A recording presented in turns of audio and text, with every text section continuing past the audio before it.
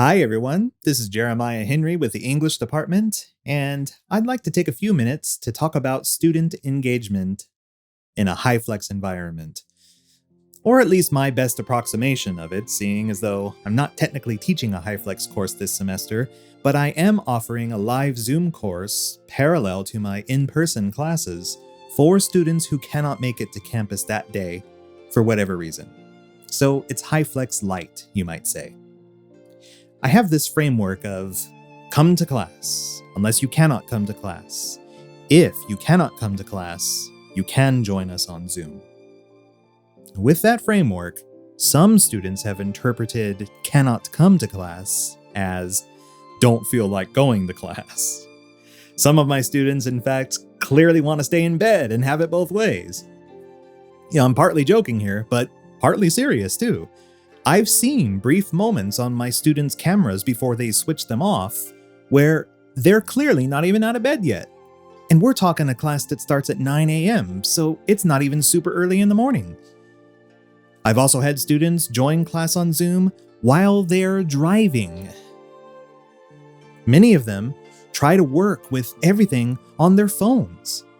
Imagine trying to manage video conferencing, Canvas, real-time collaboration apps like Google Docs or Slides, digital textbooks, all from your phone? I don't care if you're lying in bed or at the library. That's just not feasible in my view. But the remote learning from bed business, clearly that's not acceptable. But what's the solution? Cameras on or no Zoom? I'll address that in a minute. But before that, ultimately, these cases invite discussion on one of my more general concerns. Students are untrained on how to construct environments for themselves that are conducive to academic work.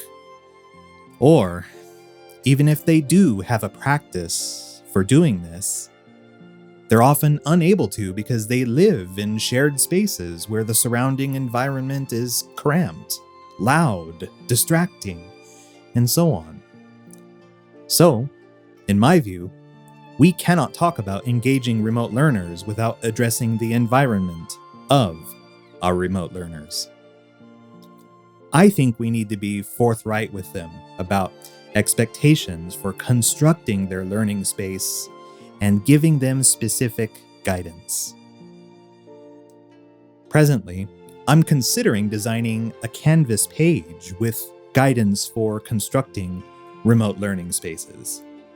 Some of the things I'm considering are matters of ergonomics, posture, and environment. For ergonomics, students should avoid remote learning on smartphones. Smartphone screens are so small, and phones provide very limited interaction with other apps simultaneous to video conferencing. Smartphones are not ergonomic in this sense.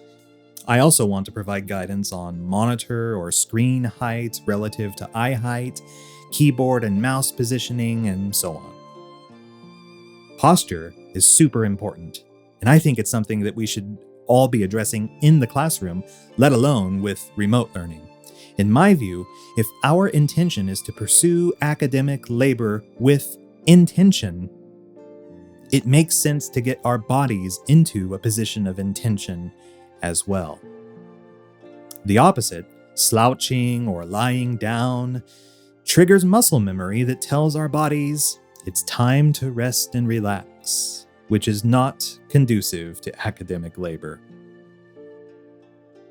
I understand that sometimes we have limited control over environment, but it's also worth mentioning how important it is to limit background noises and movement, and to limit interruptions, both from other people and from our own devices. If we want engagement and interaction, we have to address environment and ergonomics, including posture.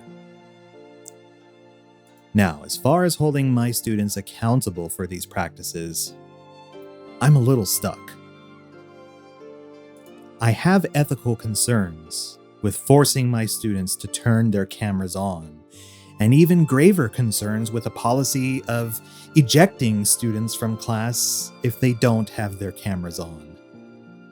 As Margaret Finders and Joaquin Munoz write in their March 2021 Inside Higher Ed article titled Cameras On, Surveillance in the Time of COVID-19, consciously or unconsciously, the need to have cameras on, while considered by many instructors as pedagogically sound, is actually indicative of an attitude toward teaching that positions students as docile bodies in need of constant surveillance.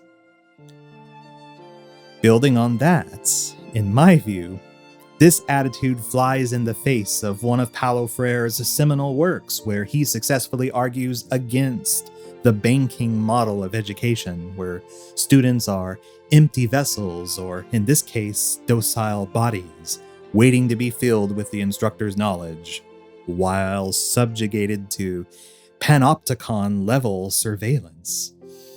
I realize that sounds a little extreme, but this is where I am. Finders and Munoz also point out that while there is ample research on the use of cameras as data gathering tools, there is no research on the necessity of cameras for learning or engagement. More to the point of my concern, Finders and Munoz also suggest that the added anxiety for some students who are asked to turn their cameras on may actually diminish their participation, as they feel the need to manage their intimate spaces while trying to be present for the class. So forcing students to turn their cameras on achieves the opposite of what we want. No, forcing students to have their cameras on is not the way. One suggestion Finders and Munoz have is to learn to trust in your students to be in charge of their own bodies, spaces, and learning. However, as I've shared, current patterns reveal that I cannot trust my students to construct a space that's conducive to their learning. But what I can do is advise them and give them feedback on their remote learning spaces, and I can remind them that their choices have consequences. Thanks for watching and listening. I hope that this has been helpful.